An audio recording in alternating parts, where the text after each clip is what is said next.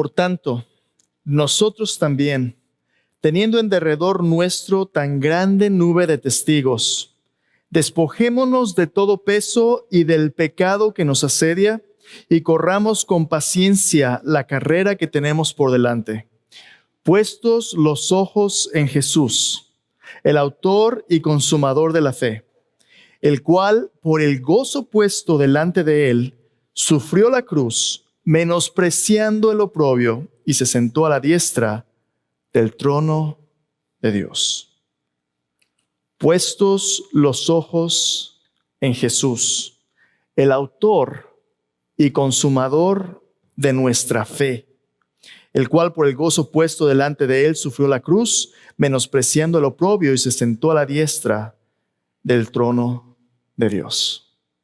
Esas son las palabras del autor de Hebreos capítulo 12, versículo del 1 al 2, animando a los creyentes del primer siglo a soportar los sufrimientos del llamado de Cristo a seguirle, haciendo a un lado ya sea los pecados o los pesos que nos impidan correr la carrera de seguir a Jesús. Y les dice que pongamos los ojos en Jesús porque Él es el autor y consumador de nuestra fe. Jesús sabe los retos de esta carrera. Jesús sabe las luchas, las tentaciones, los pesos, las aflicciones, las dificultades que hemos de enfrentar. Cada paso que damos siguiendo a Jesús, Jesús sabe y Jesús entiende perfectamente las luchas que nosotros enfrentamos. Y dice allí el autor de Hebreos que por el gozo puesto delante de él, sufrió la cruz menospreciando el oprobio, la vergüenza, y se sentó a la diestra del trono de Dios. Algunas veces cuando seguimos a Jesús o hablamos del llamado de Jesús, algunas veces el enemigo quiere distraernos diciéndonos que el costo de seguir a Cristo es muy grande. Quiere desanimarnos, haciéndonos pensar que es muy difícil. Quiere desanimarnos poniendo la atención en las luchas, los pecados, los desánimos, y quitando nuestra vista de lo que está delante. El enemigo quiere que veamos hacia atrás, pero no quiere que veamos hacia adelante. Y Jesús mismo, en su misma muerte en la cruz, por el gozo puesto delante de él, sufrió la muerte y menospreció la vergüenza de su sufrimiento. Jesús tiene un gozo que es más grande de lo que este mundo puede ofrecernos para todo aquel que le siguen a él. Jesús dice, sígueme y yo te voy a hacer pescador de hombres. Sígueme. Antes de la corona viene la cruz. Antes de la corona viene la cruz. Cuando seguimos a Jesús, Jesús quiere que sepamos que sí va a haber sufrimiento, sí va a haber una lucha, sí a veces en la carrera uno quiere tirar la toalla, pero el gozo que Jesús tiene para nosotros es mucho más grande. Hermanos, yo no sé si tuvo oportunidad de estar aquí la semana pasada, pero si no, por lo menos puede ver el servicio en línea. Qué bendición el Señor nos dio escuchando el testimonio de nuestro hermano Brance y su esposa Michelle, ¿no es cierto? Qué bendición escuchar que aún en medio de las luchas donde nos sentimos más solos, más desesperados, Dios está obrando en nuestras vidas y no hay pecado tan grande del cual Dios no pueda sacarnos. No hay lucha tan grande que la intercesión de nuestro Señor Jesucristo no pueda proveer un mejor futuro para nosotros. El pecado no tiene la última palabra. Sí, la cruz habla del sufrimiento y la agonía de nuestros pecados, pero habla también de la gracia de Dios y de la oportunidad de experimentar su poder en la resurrección de Cristo. El pecado y la muerte no son la última palabra, aunque son reales. Cristo Jesús ha ganado una vida y un gozo más grande que el pecado de este mundo. Y es precisamente de lo que me gustaría hablar el día de hoy. Hemos estado hablando en esta serie de mensajes, sígueme, acerca de la invitación de Cristo, de cómo sus discípulos se convierten en discipuladores, cómo Jesús multiplica nuestra vida de nosotros, creciendo a semejanza suya, a otras personas que le conocen a través de nosotros. Y si usted recuerda, ahí en su pequeña medidores, su pequeño tablero del viaje, hablamos acerca de 7 diferentes marcas que hablan de la salud de un discípulo y cómo Jesús nos va llevando de la comunión con Cristo a su comisión. Si usted recuerda la invitación de Cristo, como empezó esta serie, en Marcos capítulo 1, 17, Jesús dice, venid en pos de mí y yo os haré pescadores de hombres. Estas tres etapas de su llamado. Primero, seguirle. Jesús llamó a sus discípulos para que estuvieran con él. Y después Jesús les dijo que los iba a enviar a predicar a otras personas, a echar fuera demonios, a tener autoridad, vivir una vida que da vida a otras personas.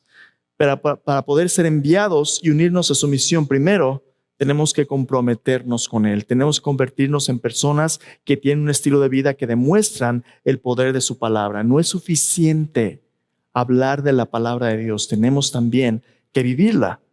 Y aquellos que se comprometen con Cristo son aquellos que están comprometidos con su palabra. Este proceso de compromiso es la invitación que Jesús hace a sus discípulos cuando les dice, si alguno quiere venir en pos de mí, primero, niéguese a sí mismo, luego ¿qué? Tome su cruz semanalmente, cada día. Tome su cruz cada día, no nada más el domingo, todos los días. Todos los días cuando vas a tu trabajo, todos los días cuando estás con tu familia, todos los días cuando andas en tu teléfono, cuando hablas por teléfono, hagas lo que hagas, todos los días toma tu cruz, porque la cruz se convierte en el filtro a través del cual tú ves toda tu vida. Toda tu vida es a la luz de la cruz de Cristo, como Pablo dijo en Gálatas 2:20. Con Cristo estoy juntamente crucificado. Tomar nuestra cruz significa que nuestra vida de pecado ha muerto con Cristo y ahora hemos resucitado a una vida nueva por el poder de su resurrección.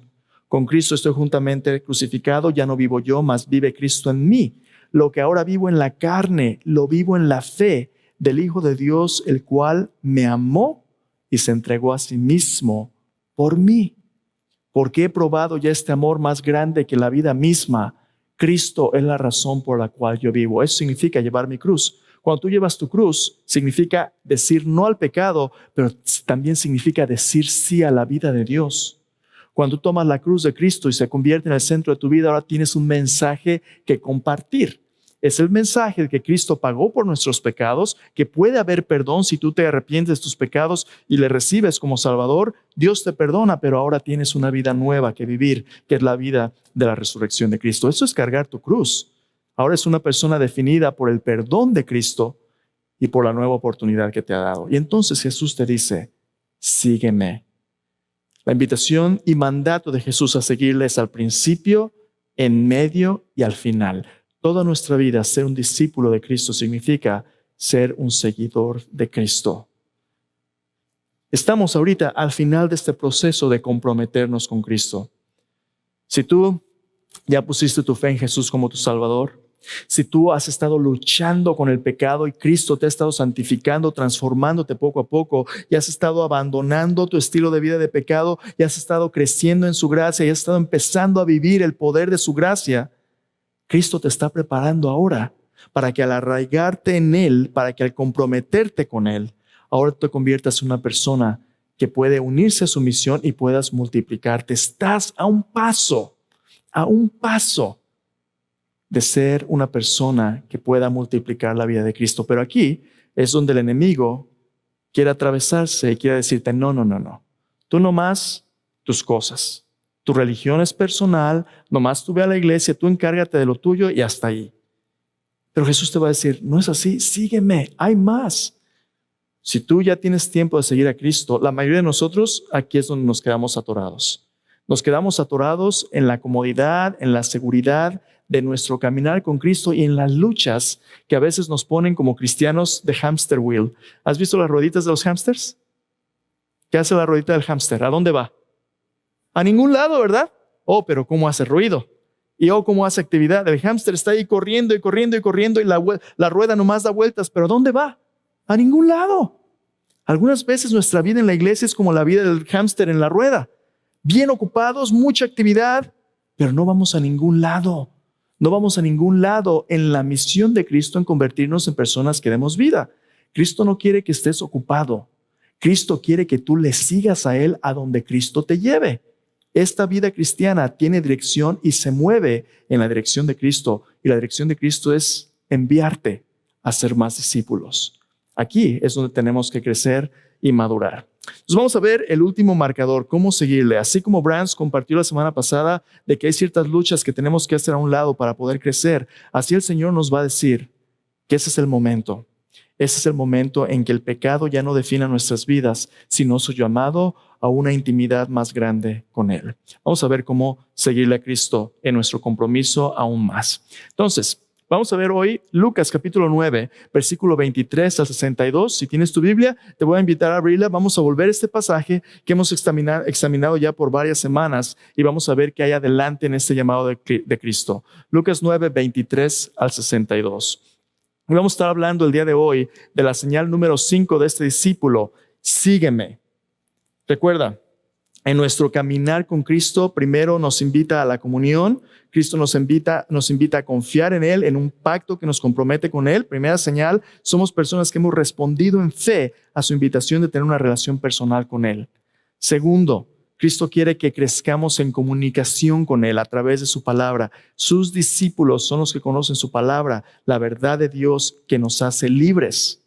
Esa es nuestra comunión con Dios. Gente que cree y conoce la palabra de Dios para vivirla. Nuestro compromiso, Jesús dice, si alguno quiere venir en pos de mí, primero, néguese a sí mismo, tome su cruz cada día. Y el quinto, sígueme. ¿Qué significa seguir a Jesús en nuestro compromiso? Vamos a ver que un discípulo de Cristo responde positivamente al llamado de Cristo, viviendo un estilo de vida que se identifica con Cristo y encarna el poder transformador de sus enseñanzas. Otra vez, bien importante. Si tú eres una persona comprometida con Cristo, que estás dispuesto a seguir a Jesús a pesar de las altas y bajas, cuando Cristo te llama, tú y yo vamos a responder positivamente. Cuando Cristo te llama y ves, este es el Señor Jesús en tu caller ID, tú no le cuelgas, tú no la mandas al voicemail, tú no le dices, estoy en una reunión, te puedo hablar más tarde.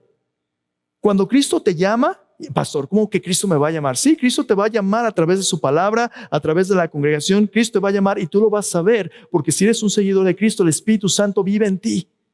Tú vas a reconocer la palabra de Dios cuando leas tu Biblia. Si Cristo te está llamando, su llamado es importante. Y no le contestas como cuando éramos adolescentes a nuestros padres, ¿verdad? Hijo, ven, mande. Hijo, necesito que vengas, estoy aquí en la cocina. ¿Para qué?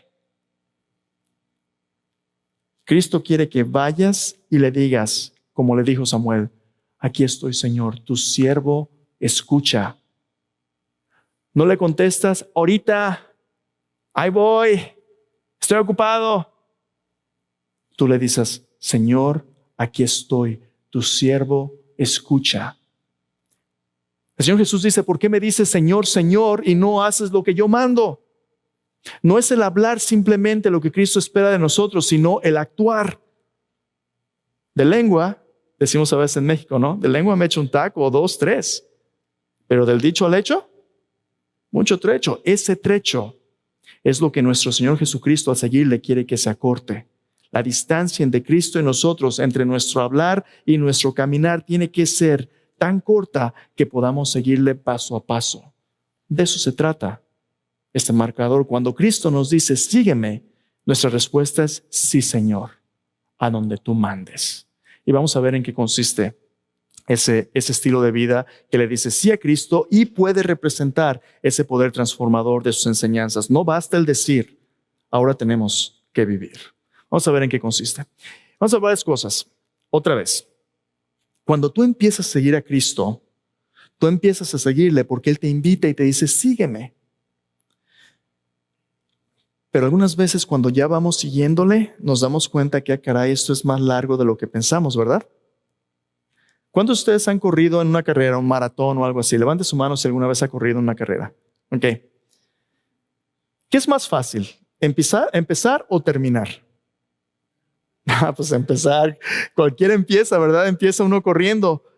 Pero cuando usted vaya a media carrera y le empiezan a doler los músculos y se está haciendo calor y no se hidrató bien, híjole, empieza a sentir el peso de la distancia. Híjole, y luego ve gente alrededor, ¿verdad? mejor para otro día, mejor yo ya no. Pero en un maratón o en una carrera no son los que comienzan, sino los que terminan, los que ganan. El punto no es empezar, el punto es terminar. Y algunas veces cuando vamos corriendo queremos tirar la toalla.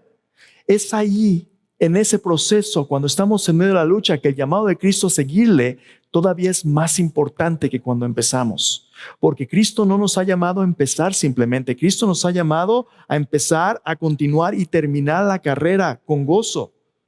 Cristo, hablándole a los creyentes del primer siglo en el libro de Apocalipsis, dice: a los vencedores yo les daré que se sienten en mi trono, les daré un nuevo nombre, yo les daré a los vencedores. Dios tiene una recompensa para aquellos no solamente que comienzan, sino que terminan la carrera bien. Ahí cuando tú estás en las luchas, cuando estás más desanimado, cuando estás pensando en apartarte, no sabes que yo mejor ya no voy a ir a la iglesia, yo mejor ya no voy a leer mi Biblia porque me está yendo de la patada. Ahí cuando estás a punto de rendirte, tienes que escuchar el llamado de Cristo y la voz de Cristo diciendo: sígueme, porque ahí es donde lo necesitamos más. Y Cristo está comprometido con terminar lo que Él comienza, porque Cristo no es de los que se rinden. Cristo lo que comienza, lo termina. Filipenses dice que el que comenzó en nosotros la buena obra, la perfeccionará hasta el día de Cristo, pero nos da el privilegio de ser parte de su obra. Quiere compartir su gozo. Por el gozo puesto delante de Él, sufrió el oprobio, menospreciando la muerte, y se sentó a la diestra del trono de Dios. No hay corona sin cruz. Y Cristo quiere que tú compartas su trono y su corona, pero tenemos que pasar por la cruz. Entonces, vamos a ver cómo es este proceso. La pregunta que vamos a ver hoy es esta: ¿cómo es que el llamado de Cristo a seguirle, sígueme, transforma a los discípulos en discipuladores? Si tienes tu Biblia, vuelve conmigo ahí a Lucas capítulo 9. Vamos a estar versículo 23 al 62. Vamos a ver tres cosas. Vamos a ver que el mandamiento de Cristo a seguirle transforma a los discípulos en discipuladores al abrir un camino. La invitación de Cristo a seguirle continúa abriendo un camino para que tú y yo podamos experimentar diferentes experiencias en nuestra relación con Dios. Algunas de ellas son experiencias altas, como estar en una montaña con Él, experiencias gloriosas, experiencias que nos van a llevar a una visión más grande de quién es Dios de lo que sabíamos antes. Cristo nos va a llevar a una visión más grande de Dios. A veces estamos en la montaña, pero también su llamado algunas veces nos va a llamar a perseverar en las bajas. Cuando estamos en los valles, cuando estamos en las luchas, cuando nosotros no damos la talla para lo que Dios quiere de nosotros. Su llamado a seguirle nos va a sostener en los momentos más difíciles de nuestra vida. Ya sea altas o bajas, lo que Dios quiere hacer es prepararnos para que seamos aptos para su reino. Entonces, tres cosas. Si tiene Lucas 9:23, vamos a ver la primera de ellas. ¿Cómo es que Dios hace espacio o abre un camino para nosotros? Bueno, lo que vamos a ver primero en versículo 28 al 36 es que Dios quiere que tengamos una visión más grande de Dios y sus propósitos en nuestra vida. Algunas veces, hermanos, no crecemos, no porque los retos sean muy grandes, sino porque nos contentamos con muy poquito. A veces nos contentamos con muy poco y Dios dice: yo tengo más para ti, yo quiero darte más, no solamente económicamente, la visión de quién es Dios. Dios quiere confiarte su reino y a veces nos contentamos con simplemente tener religión. Oye, voy a la iglesia el domingo, ya con eso, check. A veces hasta leo mi Biblia. Nos contentamos con muy poquito. ¿Cuál es la visión que Dios quiere darnos? Mira, vamos a Lucas 9:23. Otra vez, Jesús hablando con todos dice: y decía a todos, si alguno quiere venir en pos de mí, si alguno quiere seguirme, niéguese a sí mismo, tome su cruz cada día y sígame. Porque todo el que quiere salvar su vida la perderá, y todo el que pierde su vida por causa de mí, éste la salvará. Pues ¿qué aprovechará el hombre si gana todo el mundo y se destruye o se pierde a sí mismo? Porque el que se avergonzare de mí y de mis palabras, de ese se avergonzará el Hijo del Hombre cuando venga en su gloria y en la del Padre y de los santos ángeles. Pero os digo en verdad que hay algunos de los que están aquí que no gustarán la muerte hasta que vean el reino de Dios. Jesús les dice a sus discípulos: cuando tú te niegas a ti mismo, cuando tú tomes tu cruz y me sigues, tú ya contaste el costo. Sabes que el mundo te va a ofrecer toda una vida alternativa a lo que yo te estoy dando, pero tú ya le has dicho no al pecado, le has dicho no al mundo para decirme a mí sí. ¿Qué es lo que yo voy a darte? Jesús dice, mi reino viene y mi recompensa. Mi reino viene. A final de cuentas, seguir a Cristo va a ser una decisión entre confiar en su palabra o lo que el mundo te ofrezca. Y para el seguidor de Cristo, el seguidor de Cristo le da la espalda al mundo para decirle sí al Señor. Pero Jesús dice algo interesante y dice, hay algunos de los que están aquí que no gustarán la muerte hasta que vean el reino de Dios. ¿Qué significa eso? Si tú hubieras vivido en el primer siglo cuando Jesús estaba con sus discípulos, todo el mundo esperara que cuando el Mesías, el Cristo, apareciera, el reino de Dios prometido por los profetas vendría. Dios vendría con su rey, sus ángeles, a restaurar la creación, iba a derrocar al imperio romano, iba a ser su reino ahí en Jerusalén y el pueblo de Israel iba a reinar con el Mesías para toda la eternidad. Dios iba a cumplir todas sus promesas. Cuando los discípulos oyeron esto, a lo mejor dijeron, ahí viene el reino, por fin. Por fin todo lo que hemos estado invertido ahora nos va a tocar. ¿Qué esperaban los discípulos? Como vas a ver un poco adelante, esperaban tener un lugar prominente en el reino. Algo así como yo crecí en México y en México siempre los partidos políticos eran un asunto del hueso. ¿Ha oído usted del hueso político? El hueso es con quién estás relacionado y qué conexiones tienes, qué palancas tienes. Si tú tenías a alguien relacionado contigo en una posición de gobierno, tú podías, siempre y cuando había cierta relación ahí establecida, tú podías esperar que tarde o temprano el dedazo te pusieran en un puesto de gobierno, te pusieran en esto o en aquello. Los discípulos tenían expectativas al seguir a Cristo de que ellos iban a conseguir un buen puesto en el reino también. Entonces, cuando Jesús les dice, algunos que están aquí no van a morir antes que vean el reino, inmediatamente su atención. ¿Pero qué significa esto para Jesús? Note que Jesús, por lo que hemos hablado las semanas anteriores, les había dicho a los discípulos, voy a ir a Jerusalén y voy a morir, voy a padecer. Los discípulos no pensaban en ello porque solamente pensaban en lo que a ellos les convenían. Cuando tú y yo seguimos a Jesús, queremos que nuestra vida cambie, ¿no? ¿Para bien o para mal? Para bien. Y Dios quiere que nuestra vida cambie para bien, pero algunas veces el sufrimiento que tenemos que pasar es parte de ese cambio. Y a ninguno de nosotros nos gusta sufrir. Cristo no nos prometió nunca que no iba a haber sufrimiento. Cristo nos prometió estar presente en medio de todo sufrimiento. Y su presencia algunas veces es en momentos altos y a veces en momentos bajos. Mira lo que Jesús hace con sus discípulos. Versículo 28. Aconteció como 8 días después de estas palabras. ¿Qué palabras?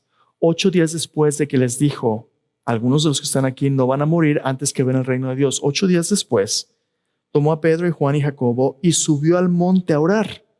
Y entre tanto que oraba, le aparecieron en su rostro, la apariencia de su rostro se hizo otra y su vestido blanco y resplandeciente.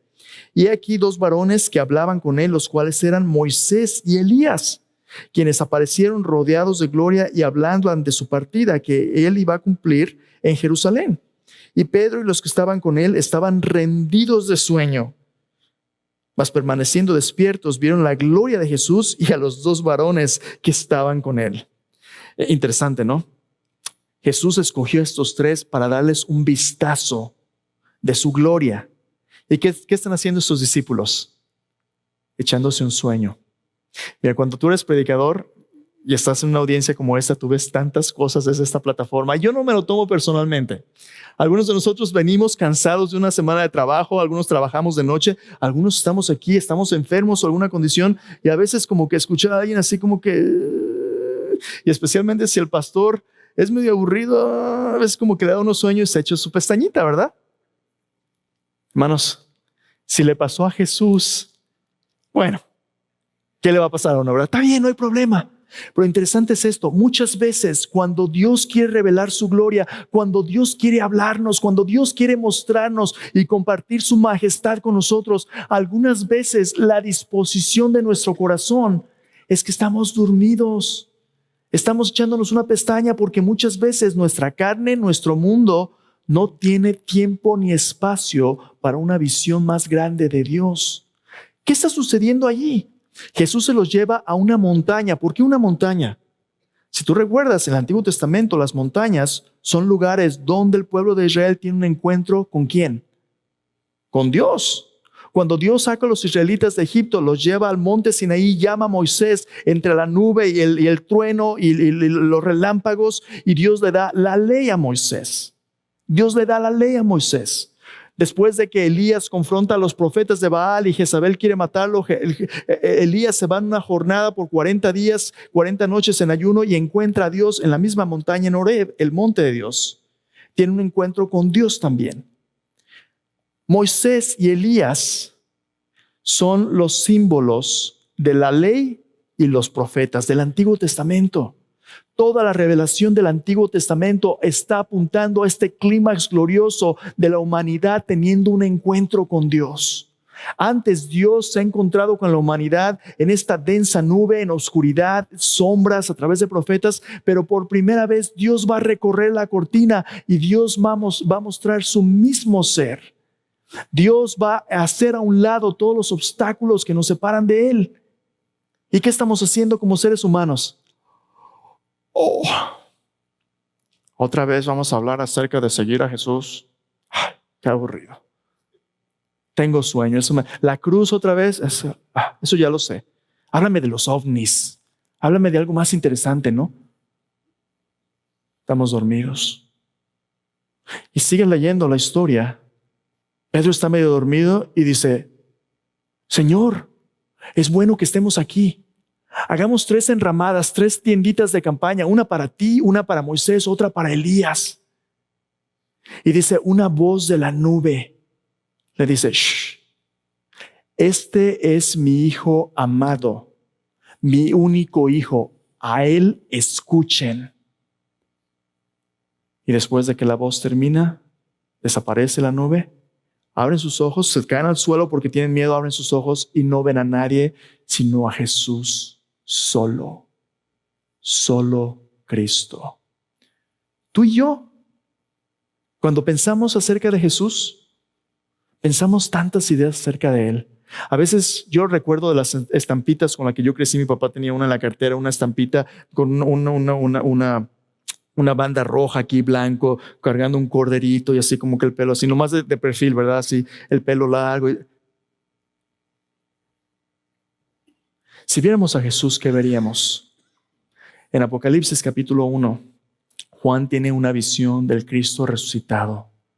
Y dice, su rostro era como el sol cuando resplandece su fuerza, sus ojos como llama de fuego, sus pies como bronce bruñido, y cuando él habla como el estruendo de muchas aguas. Yo caí como muerto a sus pies, y entonces él puso su mano sobre mí y me dijo, Juan, no temas. Yo soy el que estuve muerto y vivo, y ahora hay aquí que vivo por los siglos de los siglos, y yo tengo las llaves de la muerte y del Hades. Escribe, el Cristo que veríamos no es un Cristo que anda ahí con los corderitos, es el Señor magnífico de la creación, es el Dios que cuando habla las cosas suceden, aquel que de su boca sale una espada de doble filo para con ella herir todas las naciones. Ese es el Dios majestuoso, creador de los cielos y la tierra, y si tú y yo lo viéramos, caeríamos en pánico a sus pies como muertos. Allí Jesús les da un vistazo de su gloria. ¿Sabes cuál es la grandeza del reino de Dios? La grandeza del reino de Dios es la presencia de la gloria de Dios. Y Jesús es la gloria de Dios. Él es la imagen del Dios invisible, el primogénito de toda creación, el que tiene el primer lugar en toda la creación. Cuando Jesús te dice que le sigas, cuando le das la espalda al pecado, ¿sabes qué va a pasar? Tú vas a crecer en santidad. Y la Biblia dice, bienaventurados los limpios de corazón, porque ellos verán a Dios. Cuando Cristo purifica tu corazón por la fe, Cristo empieza a darte una visión más grande de quién es Él. Y tú y yo vamos a empezar a decir, vamos a hacer 3 tienditas, una para fulano de tal. No. El Padre va a hablar y te va a decir, solo Cristo, este es mi Hijo amado, óyelo a Él. Cuando tienes a Cristo, no te falta nada. Tú eres un seguidor ¿de quién? De Cristo Jesús. Nosotros en nuestras iglesias evangélicas nos hemos acostumbrado a la celebridad de iglesias. Oh, pues yo voy a la iglesia de el pastor fulano. Si somos una iglesia de 20,000 personas y tenemos tal o cual ministerio. ¿Cuántos edificios tenía Jesús? ¿Cuántos seguidores? Mira, Jesús empezaba a amasar esos 5,000 personas y ¿sabes qué hacía Jesús? Se deshacía de todos ellos. Se hacía de todos ellos porque cada vez Jesús les mostraba que seguirle no era por popularidad, era por compromiso. Tú no eres un seguidor del pastor nadie sino Cristo Jesús. La iglesia le pertenece a Él y solo a Él.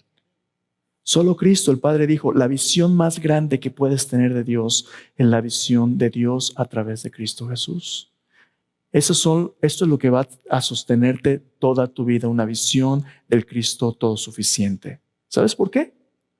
Porque lo que Dios te muestra en la luz va a ser probado en la oscuridad. Estos hombres tienen una visión del Cristo glorioso en este pasaje. Quiero que veas lo que sucede inmediatamente después, en el versículo 37. Al día siguiente, cuando descendieron del monte, créeme, tú vas a descender del monte. Algunas veces vas a estar en las montañas en la presencia de Dios y algunas veces vas a pasar por el valle de la sombra de muerte y vas a necesitar lo que aprendiste de Dios. Dice ahí, al día siguiente cuando descendieron del monte una gran multitud les salió al encuentro y aquí un hombre de la multitud clamó diciendo, Maestro, te ruego que veas a mi hijo, pues es el único que tengo. Sucede que un espíritu le toma y de repente da voces, le sacude con violencia, le hace echar espuma y estropeándole a duras penas, se aparta de él. ¿Qué vas a encontrar cuando desciendas tú de la montaña, de esta visión gloriosa, de esta grandeza de Dios? Vas a encontrar algo más. Vas a encontrar una percepción más grande de tus limitaciones y tu necesidad desesperada de la dirección de Cristo. Vas a encontrar circunstancias que te confundan. Vas a encontrar la obra del enemigo oponiéndose a lo que Dios quiere hacer en las vidas de las personas que Dios ama. Vas a encontrar a Satanás mismo y sus demonios obrando en contra de los propósitos de Dios. Jesús desciende con sus discípulos y mira, dicen, yo lo traje a tus discípulos, pero no han hecho nada. Versículo 41. Respondiendo Jesús, dijo, generación incrédula y perversa, ¿hasta cuándo he de estar con vosotros y os he de soportar? ¿Quién dijo esto? ¿Cuántas veces Jesús nos ayuda y nos ayuda? Y en lugar de nosotros crecer, nos acostumbramos a el ciclo de esclavitud de nuestras luchas. Jesús les dice, la razón por las cuales ustedes están como están es que son una generación incrédula y perversa. La razón de que Satanás sigue zarandeando a la humanidad es que la gente quiere nada más el pan y circo de la provisión de Jesús, pero no quiere un compromiso con Cristo. Y Jesús les dice, mi tiempo con ustedes es limitado. Pero Jesús, en su compasión, dice, tráeme a tu muchacho. Tráeme a tu muchacho. ¿Qué hace Jesús? Trae aquí a tu hijo. Mientras se acercaban, el muchacho, el demonio le derribó y le sacudió con violencia, pero Jesús reprendió al espíritu inmundo, sanó al muchacho y se lo devolvió a su padre. Todos se admiraban de la grandeza de Dios. Es fácil admirarse de lo que Dios puede hacer, pero no es fácil comprometerse con lo que Dios quiere hacer. Y eso es precisamente lo que Jesús quiere. No que nos asombremos de lo que Dios puede hacer, sino que nos comprometamos con lo que Dios quiere hacer en nosotros y en otros. Versículo 43 continúa diciendo, maravillándose todas las cosas que hacía, dijo a sus discípulos, haced que os penetren bien en los oídos estas palabras, porque acontecerá que el Hijo del Hombre será entregado en manos de hombres. Mas ellos no entendían estas palabras, pues les estaban veladas para que no las entendiesen y temían preguntarles sobre esas palabras. Ahora quiero que veas. Tú pensarías que aquellos que han visto la grandeza de Dios van a actuar como Dios, pero inmediatamente tú empiezas a ver que el problema está en los discípulos también. Mira lo que tienen ellos. Entraron en discusión, versículo 46, sobre quién de ellos sería el mayor. Jesús le está diciendo que va a morir por ellos. ¿Y sabes de qué están preocupados? ¿Quién va a ser el más grande? ¿Cuál de ellos sería el mayor? Jesús, percibiendo los pensamientos de sus corazones, tomó a un niño, los puso junto a sí y les dijo: cualquiera que reciba a este niño en mi nombre, a mí me recibe, y cualquiera que me recibe a mí, recibe al que me envió, porque el que es más pequeño entre todos vosotros, ese es el más grande. Entonces respondiendo Juan le dijo: Maestro, hemos visto a uno que echaba fuera demonios en tu nombre y se lo prohibimos porque no sigue con nosotros. Jesús le dijo: no se lo prohibáis, porque el que no es contra nosotros, por nosotros es. Cuando se cumplió el tiempo de que él había de ser recibido arriba, afirmó su rostro para ir a Jerusalén. Envió mensajeros delante de él, los cuales fueron y entraron en una aldea de los samaritanos para hacerle preparativos. Mas no le recibieron, porque su aspecto era como de ir a Jerusalén.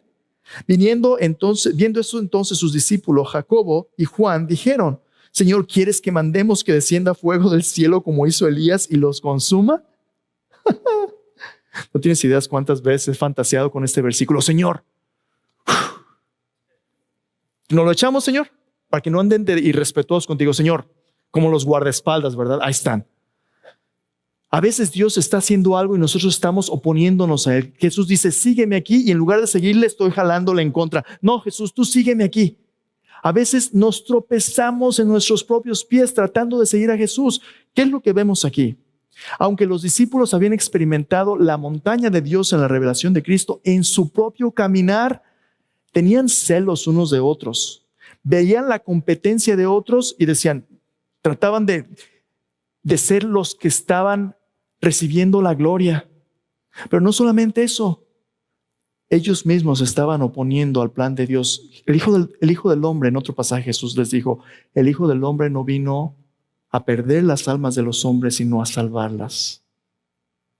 Ese hacer que descienda fuego del cielo es exactamente contrario a la razón por la cual Jesús vino a morir por nosotros. A veces tú y yo nos convertimos en el tropiezo que nos impide seguir a Jesús. Déjame preguntarte esto: ¿alguna vez en la iglesia te ha sido alguien tropiezo? ¿Alguna vez alguien te ha criticado? ¿Alguna vez alguien no ha querido saludarte? ¿No te deja ser parte de un grupo? Y eso nos lastima, ¿no? Y a veces ya no vamos a la iglesia porque ahí todos son una bola ¿de qué? De hipócritas. ¿Has visto algo que te decepciona a alguien que habla muy bien de Dios, un pastor, y de repente oyes que el pastor se robó el dinero? ¿Oyes de inmoralidad en la iglesia? Hermanos, todos nosotros, como seguidores de Jesús, somos seguidores imperfectos. Y a veces Jesús muestra nuestras imperfecciones porque quiere que entendamos que no importa cuánto dure este caminar siguiéndole, toda nuestra vida vamos a necesitar su dirección. Ninguno de nosotros solos nos sabemos ya el camino. Si no le seguimos a Él de cerca, nos vamos a perder. Y el problema viene cuando nosotros orgullosamente pensamos que porque hemos tenido visiones de la montaña, cuando estamos en el valle podemos hacer lo que nos dé la gana. El pecado todavía nos puede zarandear. Si tú y yo no estamos cerca de Cristo, incluso en las pruebas, nos vamos a apartar de Él. Las pruebas nos acercan más a Dios o nos separan de Él. Pero Cristo quiere que nos acerquemos a Él. Eso va a determinar de qué lado estás tú. Por último, Jesús sabe las luchas. Toda nuestra vida va a haber luchas. Lo importante es que en medio de las luchas no tires tu toalla y le sigas a Él. El enemigo te va a decir: eres un hipócrita, mejor apártate. No. La lucha no es hipocresía, porque tú estás luchando por convertirte en lo que Dios dice que eres. Confiesa tu pecado, depende de Cristo, sigue adelante. Por último, sígueme. Este llamado de Jesús abre camino para un nivel de compromiso más grande. Jesús quiere que tú seas apto para su reino. Mira el final del pasaje. Versículo ¿qué? 57. Dice: y yendo ellos, uno le dijo en el camino: Señor, te seguiré a donde quiera que vayas. Le dijo Jesús: las zorras tienen guaridas, las aves de los cielos nidos, mas el Hijo del Hombre no tiene dónde recostar la cabeza. Dijo a otros: sígueme. Él le dijo: Señor, déjame que primero vaya y entierre a mi Padre. Jesús le dijo: deja que los muertos entierren a sus muertos. Tú ve y anuncia el reino de Dios. Entonces también dijo a otro: te seguiré, Señor, pero déjame que primero despida a los que están en mi casa. Jesús le dijo: ninguno que poniendo su mano en el arado mira hacia atrás es apto para el reino de Dios. En las montañas altas, Dios te va a dar una visión más grande de quién es Él.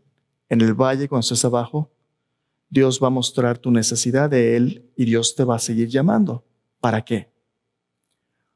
Para que cuando Cristo te diga, sígueme, no pongas más excusas. Estos 3 casos son 3 casos de personas que sabían el llamado de Jesús. El primero, emocionado, él se invita a sí mismo, le dice, Señor, yo te sigo a donde quiera que vayas. Jesús le dice, yo no tengo ni dónde dormir. ¿Estás dispuesto a renunciar a tu comodidad para seguirme a mí? No sabemos más del cuate. ¿Sabes qué te va a costar a seguir a Jesús? Tu comodidad. Jesús no ha dicho que el llamado será fácil. Él ha dicho que aunque sea difícil, Él va a estar contigo. Él va a estar contigo, tu comodidad. Segundo, te va a costar tu seguridad. Deja que vaya primero y entierra a mi padre. Por cierto, para los judíos no había deber más grande que enterrar a sus familiares, ni siquiera el día de reposo. Era algo que tenía que hacerse como el máximo honor y símbolo de respeto social.